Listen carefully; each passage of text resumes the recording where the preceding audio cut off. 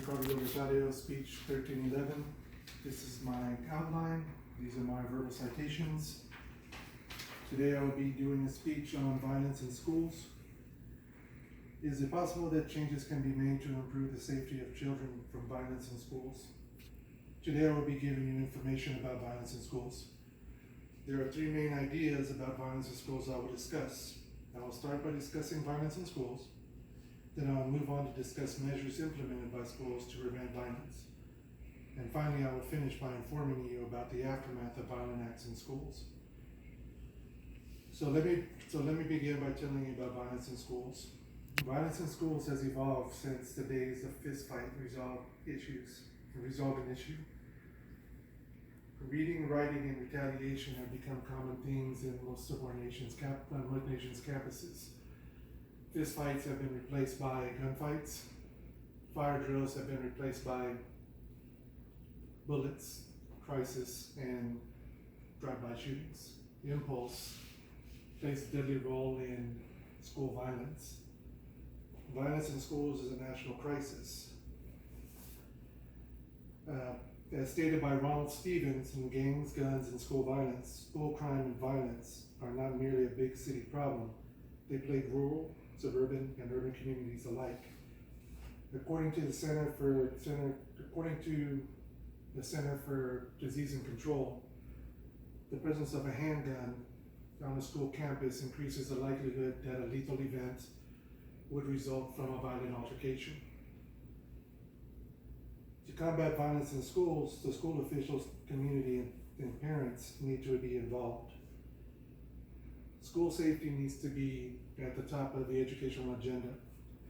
In every school, in every community, the need to create a positive school climate, establish a uniform crime tracking and record keeping procedure, and establish a parent center in every school to recruit, support, and encourage parent volunteers who are physically in the schools. Now let's move on. Let's move and discuss measures implemented by schools to prevent violence. The laws created to prevent violence in schools needs to be reevaluated.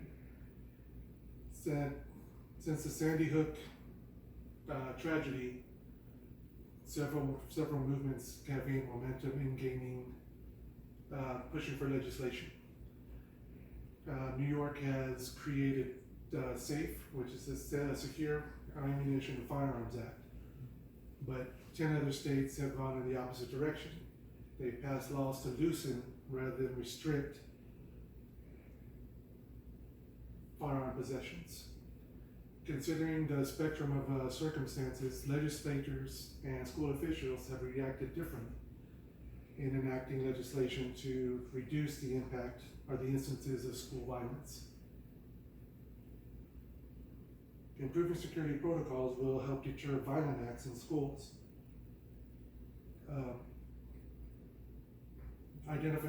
Pictures identification for employees, limited access to entry and exit points from the building, lockdown protocols, increased security measures for students such as locker checks, metal detectors, security cameras, general sweeps for contraband, and posting a security guard or police officer in all buildings. Cooperation is needed from all outside agencies and parents conducting businesses with schools to avoid misunderstandings. Identification of everyone coming in and out of the buildings, limited to no access to the school. As stated by Diane Gerlich in Normative Considerations in the Aftermath of Gun Violence in Schools, while all practices are meant to reduce the potential for gun violence and aim to create a safer educational environments, there are various underlying explicit and implicit messages associated with each procedure. And finally, I will finish by informing you about the aftermath of violent acts in schools. Students affected by gun violence pull together to organize against gun control. These kids cannot vote. they can't buy a beer, they can't make a hotel reservation. On the surface, they're not any different from any previous generation that was ready to go change the world. Yet, they are the central organizers of the most powerful ground root gun control movement in the nearly 2 decades.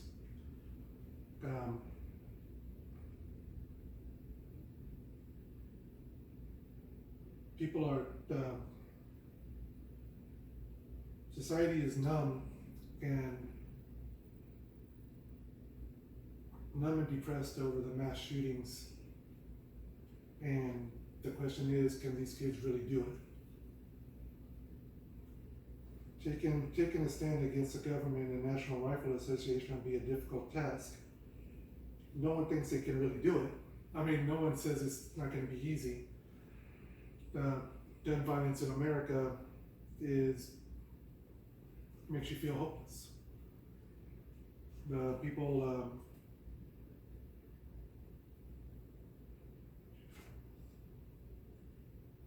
the Second Amendment is being treated as a third rail issue here in America.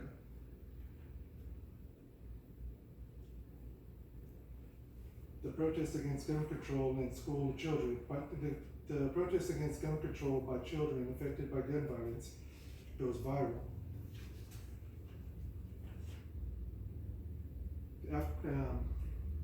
Days after the Parkland shootings, the Parkland students called out the NRA for their influence on the national politics. They've shamed the leaders of the NRA into for being responsible for the lax gun laws. They've also painted the NRA and their allies as mortal enemies to roughly 50 million school kids. As stated by Charlotte Alter and Melissa Chan in The Young and the Relentless, Cameron Kasky stated, "The world failed us, and the world failed us, and we're here to make a new one that's going to be easier for the next generation. If you're against that, then get out." So I just told you the aspects of violence in schools. I started by giving you information about violence in schools. Then I informed you about the measures implemented by schools to prevent violence. Lastly, I gave you information about the aftermath of violence in schools. Changes have to be made to protect children from violence in schools. A great deal more needs to be accomplished to resolve the problem of violence in schools. Thank you.